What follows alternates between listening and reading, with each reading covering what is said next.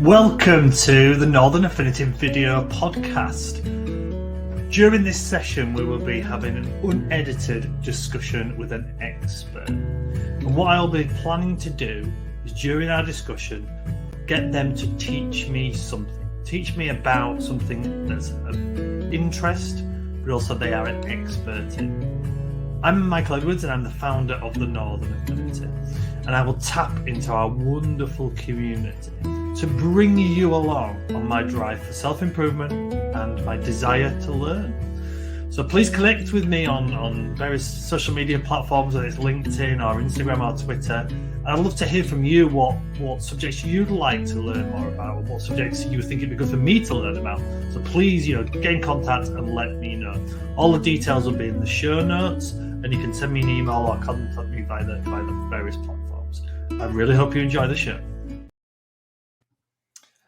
I'm delighted to say that this episode of the podcast, I'm joined by Amanda. I'm sure you've seen it either in the comments, or if you're watching, you can see the bottom of the screen. We're going to talk about having healthy relationships in both business and life. And I think it's important probably to get a bit of a background into you, Amanda, and the story, to kind of why that context is there. So do you want to kind of just introduce yourself, tell us a little bit about yourself, and we'll go from there. Yeah, so I'm Amanda Haigh and I run the business Fix Your Future Limited, and I also set up a CIC in February 2022 supporting learning disabled adults. But my background story is really about I was in an abusive relationship for during lockdown, and actually after that relationship I had to do a lot of healing.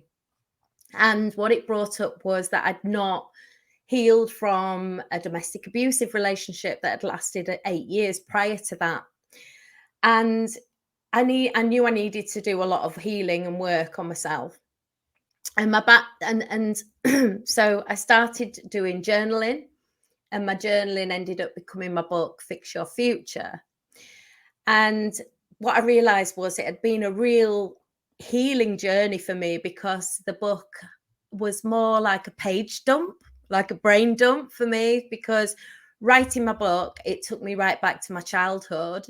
And it was, what I realized is you hold on to a lot of traumas, and it can be the slightest, it can be the smallest of traumas, but you hold on to them within your body.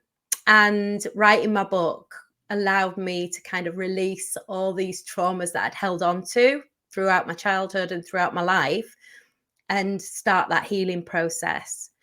But prior to that, I was a business developer for 12 years. I've always worked with learning disabled adults who just inspire me daily. And, they're super, super humans to work with. They're non-judgmental, but just really lovely people to work with.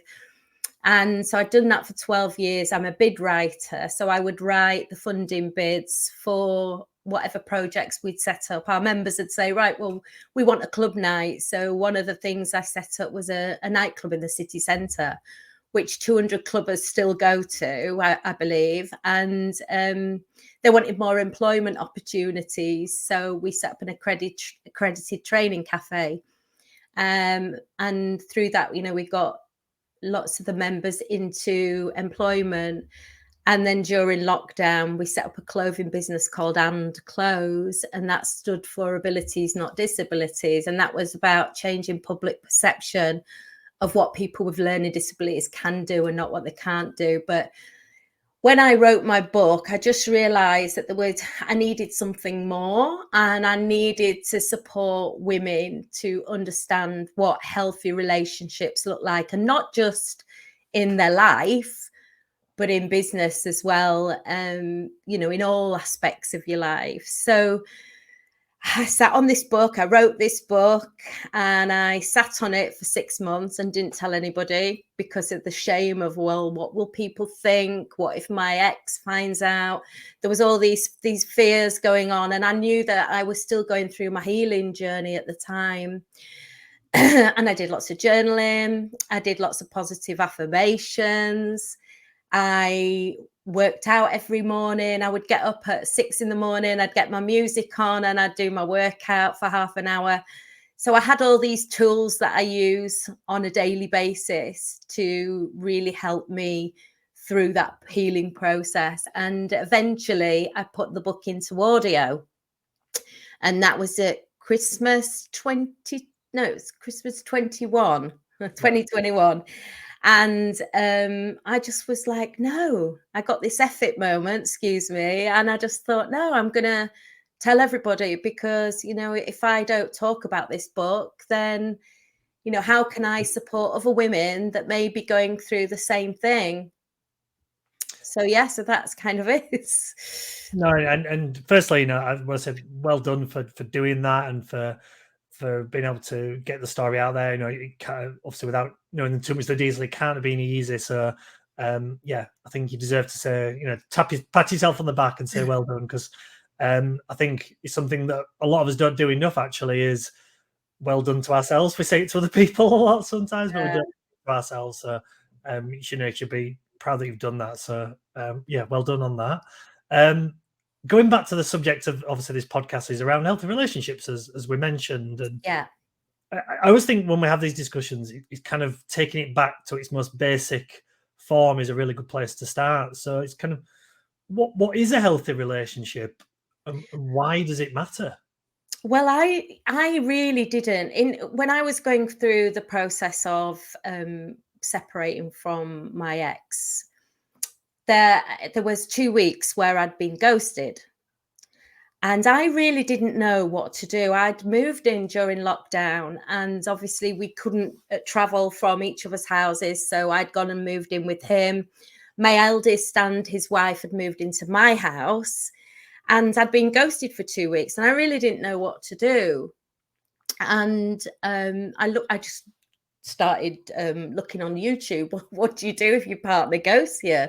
And that's basically what I did. And then the algorithm showed me loads of coaches that talked about codependency and talked about narcissism. And I'd never heard of what a narcissist was or narcissism. So I just did this. I went on this searching and learning about what it was. And so that was kind of my way forward, and I actually, for a week, I moved out because I didn't know what to do. I moved out for 2 days, which turned into a week. And during this time, he still wasn't ready to talk to me. So I finished, something in my gut told me that I needed to finish the relationship, which I did. And then a week later, I found out that he'd been seeing somebody else. And that is the reason why he'd been ghosting me. And, I was like in a right state, as you can imagine, when, somebody's done that to you. But actually, I really thank him now, because it's the best thing that he'd ever done, because it gave me that kick up the arse that I needed. Because what it brought back was the 8-year abusive relationship that I'd gone through prior to that I'd never healed from. And I realized that I needed to go and do that work on myself. And I think forgiveness, not forgiving the person for what they did, but forgiving yourself for what you've gone through, is such an important part of the process.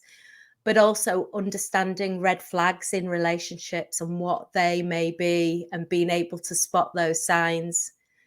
So I think that was the most important thing for me, for going away and doing that learning and doing that growth, for myself. Yeah, and I guess it's like a lot of things in life, isn't it? When you're in the moment or in the situation, you don't always see it here. No. See the wood for the trees, as they say, and obviously it applies to various areas of the world of life. Sorry. So to be able to, once you're out of that situation, you can kind of see what it was, I guess. And that kind of feels like that's maybe a lesson for us all in relationships, to try and take yourself out of situations. Like I said, Yeah. not just relationships, just things in life sometimes. And it's a bit like, running a business. It's that kind of working on the business rather than in the business that we Yeah. talk about a lot. We all Yeah. do a lot of the in the business stuff. We don't do enough of on the business stuff. And it's no different in life and relationships. Would that be Yeah. fair? Yeah. And it's really about setting your own boundaries and what your willing to accept and what you're not willing to accept, you know. And I think that is so important. How, you know, prioritizing yourself. You can't pour from an empty cup. So you need to go and fill your own cup up first, because how can you give love to somebody else when you don't truly love yourself? And so it was, for me, it was going away and doing all that hard work that I needed to do on myself for that mindset growth. And then it got to kind of February time, and I was just like, right, what else? What is there now? You know, and that was the time where I just wanted to then support other women through, you know, that growth, and support them with the tools that I'd used.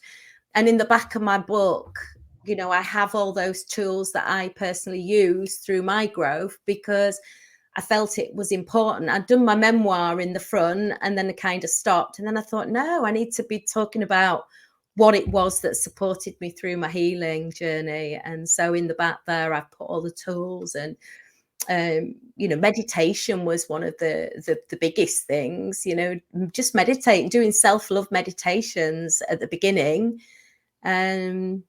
That was, you know, that was a really important thing. And then maybe looking in the mirror as well, doing a bit of mirror work and smiling at yourself. So when you don't really like yourself, you don't want to look in the mirror at yourself. It's like, oh, you know, it's that bit, you know, I've got a scar there, or what, however, you know. And it's that self-acceptance is really important. Just loving yourself for you is just really, really important.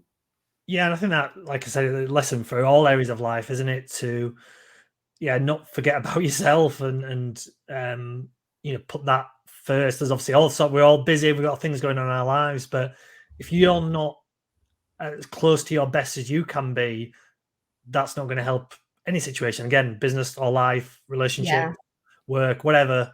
It really matters to be kind to yourself. Yeah, you got to fill your own cup first. You've got to.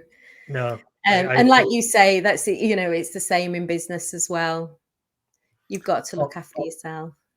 100%. Now, you obviously, when you very kindly kind of give us a background to your story, you mentioned about the lockdown and things like that. Now, obviously, there's specifics to everyone's story around that time, I'm sure. But how do you think generally that's changed? I guess relationships, again, business and life, the lockdown, the situation that we had. You know, I believe we're still kind of going through it to a certain extent in a very different way. But what kind of experiences have you kind of heard and seen, and how it's changed things? I think, you know, there's so many domestic abuse cases, you know, because people couldn't get away at the time. But I'm hopefully things are starting to change. I was really lucky to So as I was leaving my job that I was in for 12 years as a business developer, I was setting up my own business in the background.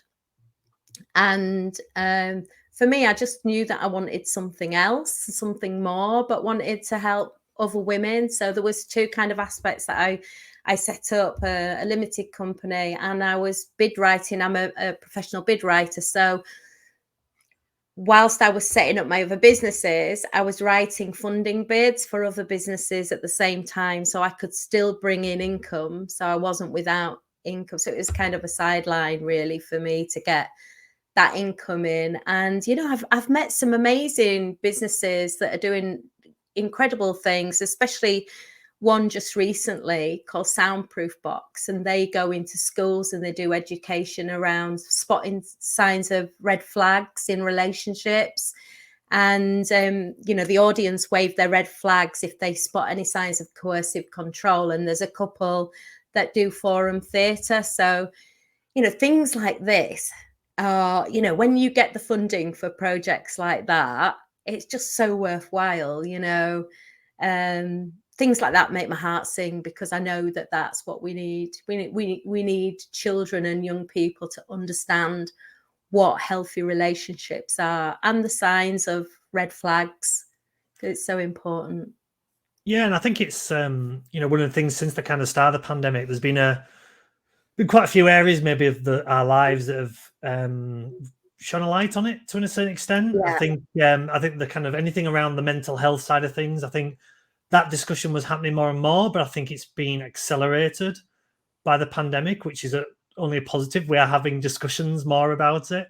And do you think it's probably maybe the same in kind of relationships, domestic abuse? It almost it kind of made the, I don't know if perfect storm's the right phrase there, but it kind of brought the kind of almost the worst case scenario that could have happened in those times. But what it did was pushed it to the front of people's consciousness, maybe. So, and again, I don't want to make light of any situation, but kind of short-term pain for long-term gain. And I'm not talking individually here; I'm talking as a society. Yeah. Would that be fair? I definitely think there's been a huge switch and a push towards healthy relationships in especially in young people, spotting those signs. Definitely lots more interventions that can support the young people to spot these coercive relationships, and sometimes they can be very covert in the way that they happen, so it's really important that we do educate the young people. Yeah, no. I'm 40 years old, and I don't remember in my teenagers or even 20s this being a topic of discussion. I'm sure it, and don't doubt it was happening potentially as much, if not more, than it is now. But it wasn't really a thing we talked about. So Yeah. I guess there's progress there, if nothing else. Yeah. And that can only be good, and hopefully those, as more conversations are being had, more people feel able to speak out and get themselves out of situations. And I guess, based on your experiences, the book you've done, and all the work you've done since, if kind of this type of thing resonates with somebody, what kind of advice would you give them? What kind of things would you say to them that can help, that could potentially help, should I say? Gosh, like you said, it's really hard when you're in it. But being able to spot, I do a podcast now called Heal with the Real, and I've had lots of women survivors that come on there and they talk about because I think it's different for everybody. We're all individuals, aren't we? So the tools that each of us use may be different, may differ from person to person. But for me, it's really about loving yourself, because if you don't love yourself first, then you may be a victim for these kind of relationships. Narcissists spot people that are very empathic, which is definitely me, and hone in on those kind of people, unfortunately. So it's really about being able to start that self-love process and really loving yourself. No, absolutely. No, that makes sense. I'd like to know a little bit more actually about the work that you're doing with people with learning difficulties as well. Actually, obviously, you mentioned that. Tell us a little bit more about that, and kind of what that brings for you as well. That'd be really interesting to hear. So one of my directors who I'd worked with in my old business, she is a director on the board of directors, Susan Hanley, and she's an ambassador for people with learning disabilities in Leeds. She's an amazing woman who, one of these women that'll just talk in front of anybody and just doesn't care. She's just such an inspiration for me. And she's been writing during this process, has been writing her own book. She's always wanted to write her own book. And so we've been supporting her to do that. So hopefully she'll be launching that in November of this year. But also, it took us 5 months to set up the CIC. It was a real headache. And I think that's something that I think other businesses need to be aware of. If you're going to set up your own CIC, you've got to get your directors on board. You've got to find the right bank, because lots of banks will charge you, some don't. We're with the Co-op, they're a great bank, that they don't charge CICs. But that whole process was 5 months in total. So what we thought might be a really quick thing to do actually wasn't a quick thing to do. So setting up that, alone took us time. Yeah. But then once we got that set up, then I was able to write my own funding bids for my own business, which felt amazing. And then to then be successful with 4 in a row for our own business was just like, I mean, the feeling of that is just, it was just immense.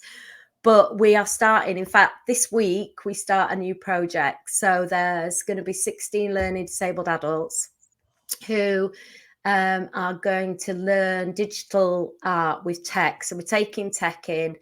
They're going to learn how to do art. We're going to look at AI and really innovative things that actually learning disabled adults won't be not normally part of. So we're going to look at all the different technology that's around at the moment, how they use that to create art. Then that will be the first 12 weeks. The second 12 weeks, they'll be creating their art. And then in November, we've got a showcase gallery where they'll stand up and speak about their art. So there'll be 6 weeks where we'll be teaching them to stand up and be able to speak up. And then they'll be showcasing their art at Left Bank Leeds. In fact, we're partnering with Leeds 2023 for the Year of Culture. And so that's really exciting as well to be partnering with them with this project. So yeah, I'm just super excited for that. We're also starting a new project in March, and we're working with 8 learning disabled adults around being able to speak up, because often they can't speak up for what they want in their lives. So just being able to teach them how to speak up, and that's very much around digital again. In lockdown, one of the things that we found, we were really lucky as an organisation. We always included tech in our lessons. Whatever we did, we used iPads. And so when lockdown happened, we were able to get tech out to everybody that we worked with. Whereas a lot of organisations hadn't worked with tech previously. So there was so many people with learning disabilities during that time that couldn't get online or didn't know how to because they couldn't use tech. So we were one of the lucky organisations that were able to get them online. So I think it's just so important that, that digital inclusion for people with learning disabilities, and they're included in everything. Oh, absolutely. No, I mean, it sounds fantastic, the stuff you're doing. And I know, you kind of very briefly mentioned it a few minutes ago around the podcast as well. Do you want to tell us a little bit more about the podcast and what you kind of do on there? Because I think it's really important to mention it as well. Yeah, so I started 2021. I started a podcast called Heal with the Real spelled REEL. And I just have women survivors to thrivers that come on and talk about their journey and all the tools that they use through their survival. And, it's some incredibly strong, resilient women that have come on the podcast talking about their journey. And, it's just lovely to be able to meet them all. I ran a trauma-informed retreat last year, my first retreat, and it was in a woodland on a farm. And it was only a day retreat, but I'm looking to do some more weekend retreats. After we'd done the retreat, some of the women said, I've just had this amazing breakthrough, a breakthrough of realization. And when you get women, even just one woman coming back and saying that, I feel like my job's done, so it just makes my heart sing when they say that. So yeah, I'm wanting to do more of that kind of thing, more trauma-informed retreats. But also we did a summit. So all the women that was on my last year's podcast, in October, it's Domestic Abuse Awareness Month. So all the women that were on the podcast, we went on an audio app called Clubhouse. Yeah. And took them all on there. They all spoke up on stage. And it's an incredible, I think it lasted about 6 hours. And they all came on the stage and told their stories. So that was an incredible event as well. Everybody speaking up and talking about it. I think it's just, that's important. That's the important bit, that we talk about it more so that it can be normalized. Absolutely. And the last question I have for you actually is around men, quite frankly, about how us men can help, because obviously men are also, as we know, can be people who are in abusive relationships as well, and they can be the victim of that. But on the whole, it is women. The stats tell us that it's a lot more women than men.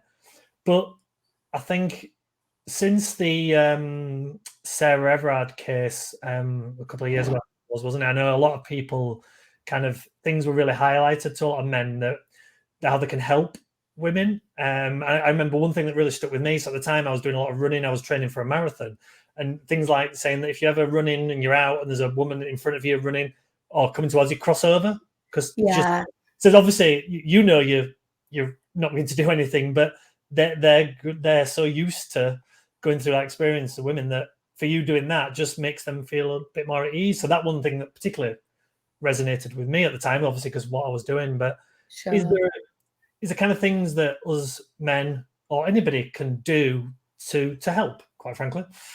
Yeah, I think there are, and you're right. Men are victims as well, and yeah, their figures are really low. But I'm guessing a lot of men don't come forward. And a lady that I had on the podcast last week did a campaign called #Men2. And I think if more men came forward, actually the figures might be higher than it's shown. But I think in terms of helping and supporting women, just being our allies is really super important, and ways that you can support. There's a man that's on my podcast shortly now. I can't remember his name off the top of my head, which is annoying because that's what he does. And I think there's a lot, if you go on if you go on TikTok, there's a lot of men allies on there now, and I think it is changing, which is important. And from my experience, I think one of the big changes I've seen is that I'm talking 15, 20, well, even probably less than that, years ago. If you were let's say you're in a team environment, you're in a changing room, before, some of the things that were said were very were not right, quite frankly. And I'm sure that the vast majority of people saying it's very much been said just to be said. They don't mean it. However, the problem is that there is always that there potentially is another person in that room who does feel like that, and those type of things, it almost enable them. They think it's okay. Now, the person saying it might be a person who just says it, it's lads being lads in changing room, but that's what something I've been involved in those and never thought about that until relatively recently. And I think that's definitely changed. It's definitely changed. I've seen that myself. Still play various sport, and it's definitely changed. It's still not perfect by any stretch, but it's improving, which is a good thing. And I think if you're in that situation, it's not easy to call it out. And my thoughts are, maybe don't do it in front of the group, but if you pull somebody aside and just say, look, that's not right, that's not appropriate, that's maybe the way to do it. It's hard for someone to put the head above the parapet sometimes in front of a big group, men, women, or otherwise. And just being that ally can make a big difference. It's something I've read and listened to a lot over the last few years. So I think us men have an important role in that. Yeah, definitely. And I think it is definitely changing. Times are definitely changing, but we do need to do more work. The gentleman, I wish I could remember his name. It's so annoying. But he's just won some funding from the Safer Leeds Fund, and they're doing self-defense for women. An amazing guy, and he does his own podcast as well. But yeah, I'm annoyed with myself because I can't remember his name. Well, what we do is, if you can send me the details afterwards, Amanda, I'll put it into the details on the podcast and on the YouTube page and everything like that. I'll share it with people so they can have a look and check it out. Okay, great. So I mean, the final thing for me is, obviously, just as we finish, is if people want to find out, obviously you've got various things going on. If they want to find out a bit more about you, contact you, see what you're doing, where's the best places to look and to go? Probably LinkedIn. I'm around on there, but I'm on Instagram. I've got my Fix Your Future Facebook page, and TikTok. I get about a bit. I don't know how I keep up with it all. There's that many socials going on, but yeah, and probably LinkedIn would be best. Perfect. Well, I just want to say thank you for taking the time to come on this, and I think these discussions are so important, and it gets me thinking, and hopefully gets other people thinking as well, and kind of those baby steps forward to making everything a better place is that's all we can do. Absolutely. Well, thank you so much for having me on. I really appreciate it. You are welcome. Thank you. Thanks. I hope you enjoyed this chat today, and like me, you learned something new from our wonderful expert. So if you'd like to hear from more of our sessions, please subscribe on whatever platform that you get your podcast from to hear more. And also, we'd love to meet you at some point at one of our upcoming events. The Northern Affinity hold events all across the north of England, and we'd love to meet new people and have guests along, so please come along and check out our website or all the details in the show notes. Thank you very much for listening, and see you next time.